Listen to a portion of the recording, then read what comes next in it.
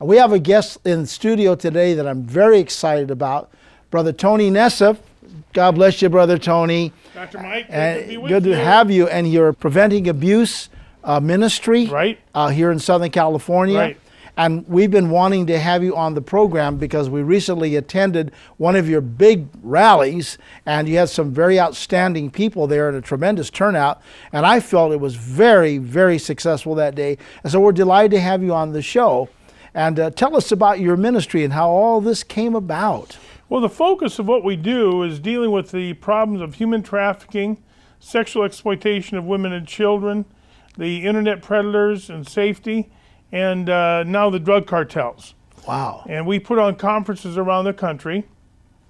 And now we're doing these one-day conferences, which is the one you attended. Yes. And it was just tremendously successful. Yes. And our focus is to awaken the church and awaken the public to what's going on in this country and how to protect the women and children and families and deal with the perpetrator. What happened was in 1997, God inspired me to write a script that connected the supernatural realm with child abduction.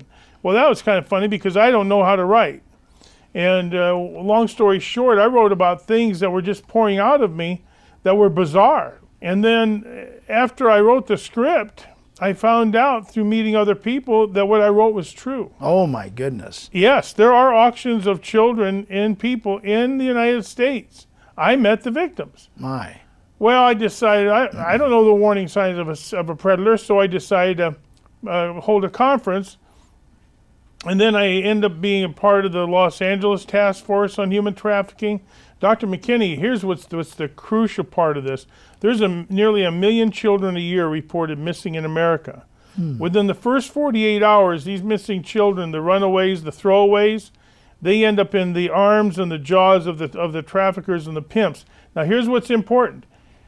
The child prostitutes are coming from broken homes where they've been molested or abused. Mm-hmm. The families got to be reasserted, reestablished. We got to be reaffirmed. The children need their mother and father. Yes. Mm-hmm. We got to go back to the traditions that made us great. So you say a lot of things that are happening today is the breakdown in the homes and the relationships with parents and children, or perhaps there's no father figure in the home. Things like that are attributed. Girls are looking for daddy. Mm-hmm. They're looking for the love of a father, and when they run away or get thrown away, I'll tell you somebody who's going to give them that love. That's the pimp.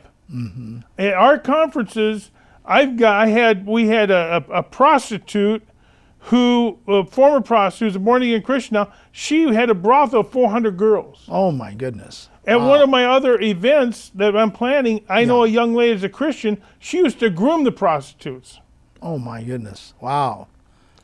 And that's how what happens is their soul gets disintegrated because they have no value, and they're looking for love.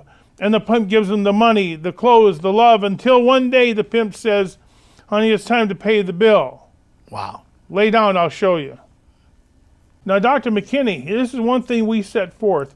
There are several areas dealing with human trafficking. Number one is the primary victim. Okay. Number two is the secondary victim. That's the family, the relatives, the nation. Right. Number three, you've got the culture. Number four, you've got the perpetrator. Number five, you've got the buyer. But here's one of the most important, and that's the fifth, is the element that fuels the demand. Okay. You cannot put out a fire out of a house while the gas line's still burning. Mm-hmm. When you got to shut that gas line off, then you can put the fire out. Otherwise, you're going to keep putting water on it. And the fuel today is the pornography, the sexual depravity of the entertainment industry, the moral decline of the nation. And that's why people got to get involved in politics and government and start shutting off the moral depravity coming out of all areas of government.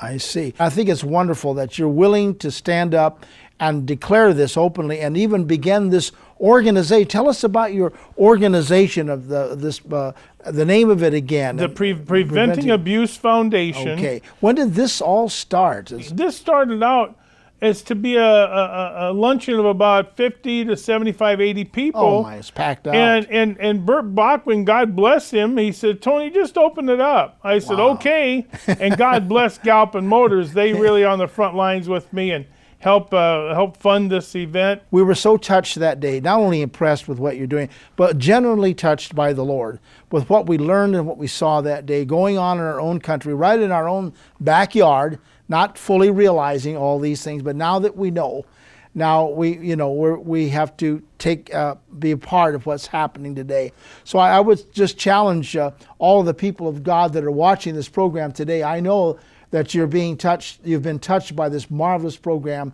and I know that God is going to really has challenged us today about this very important subject of abuse in our own country, in our own land today, and we really need to pray. Tony, I want to thank you for being on the show today. Thank you, it's Doctor. It's a pleasure to have you. Mine, an honor it's to all have mine. you on the program today. Thank you so much. Thank you, and, Dr. McKinney. Praise God.